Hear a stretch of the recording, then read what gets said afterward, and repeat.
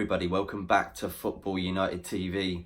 Transfer sagas at the moment. Oh my god, what is going on in the transfers? It's mental, isn't it?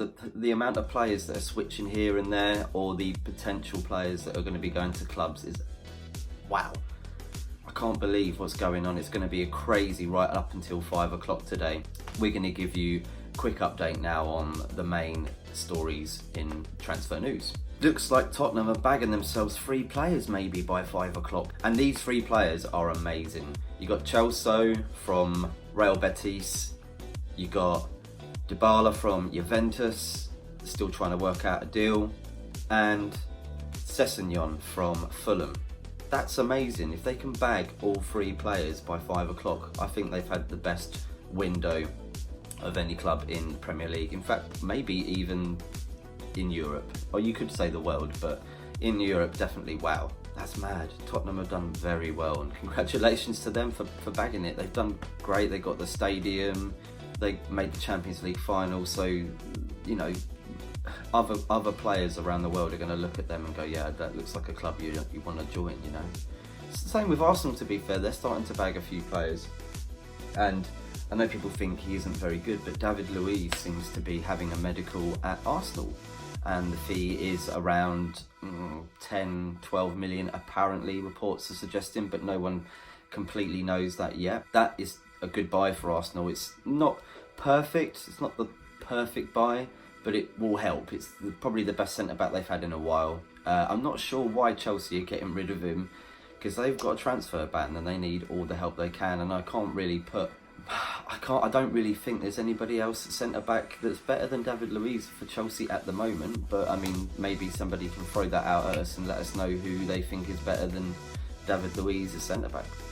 Also, talking about Arsenal, we're looking at Kieran Tierney. He's on his way for a medical and a move to Arsenal for around about 30 million. And that's a good signing for Arsenal. He's 22 years old and he's improving every single season. And to be fair, he's a winner, isn't he? Alright, no, it's the Scottish League. I know it's not like looked at in the same light as the Premier League, but he still wins trophies and he still battles every single season to win the Scottish League, or the treble that they've been winning like 3 times in a row. That's a good buy for Arsenal. That's a really good buy for Arsenal. Maybe they'll pip somebody else as well, I'm not too sure. But you know, Emery says he definitely wants to buy a centre-back before, and it looks like David Luiz will be that choice. If you look at them buying Pepe as well, that they've got a tight unit now. Aubameyang, Lacazette, Pepe.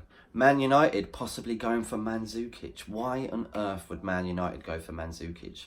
I thought this was the rebuild, and like the structure of the club now was like to bring in young players who desired a move to Man United. I don't necessarily think Mandzukic was like, yeah, I really want to play for Man United. Of course, he's played for 2 top clubs. He's played in the Bundesliga, won that twice. I think he's won Serie A 4 times with Juventus. I don't think it's a good buy for Man United. It's not a good replacement, because obviously Romelu Lukaku has agreed the deal with Inter Milan and he's on his way to have his medical. So congratulations to him. He seemed like he really wanted it. He was at Anderlecht training. He didn't want to train with United. It just seemed like he was freezing himself out in all respects, because they asked him to come back and he didn't come back. So it looked to me like he was on his way out. But it's such a shame that they couldn't sort out that deal with Dybala, and it looks like Tottenham have got that deal, and it looks to me that Dybala fancies Spurs over United, and that's the way things are these days. Could you imagine me saying that in what, 1999, 2000, that one of the top players from Juventus snubs Man United to go to Tottenham? You'd think I was crazy. But this is the way that things are now, and it's really good for Tottenham. They've got an amazing stadium. It's not just about the stadium, but that's the thing that's pushed all of these elements together to make them into the powerhouse that they're trying to claim. And I think next season they're definitely going to be top 3. If they get these signings over the line, definitely top 3. Eriksen looks like he's going to be staying too, unless Real Madrid put in that bid, because he really wants a dream move away to Madrid. That's really what he wanted. Again, he snubbed the Man United move pretty much for that. He had his heart set on it, and it can still happen obviously until September, because all the other European clubs are open for another 3 weeks or so. And now a free transfer update. Danny Welbeck has joined Watford FC. on a free. He's had his injury problems, Danny Welbeck, and I know it's like a bit of a risk to take him because he might not be 100% fit all season, but he's still a great player and he can still finish. He's a great finisher. You saw that at Man United, you saw that at Arsenal, to be fair, when he did play. And I didn't really want him to leave Man United, so I think that's a good buy for Watford. If you know what I mean, they can get the best out of him.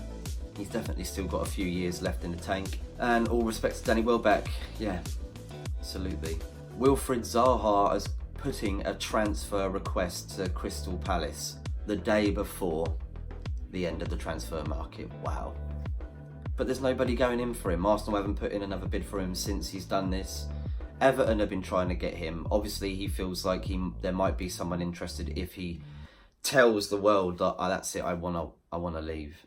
But there hasn't been too much going on. Everton don't look like they're putting in a bid for him, but these things happen in the dark on the last day. You know, you don't know what's going to happen, and then suddenly this update comes up, and you think, wow, how has that happened? That wasn't even being talked about. So you never know. Today is just literally a blowout. Anyone could be going anywhere right now.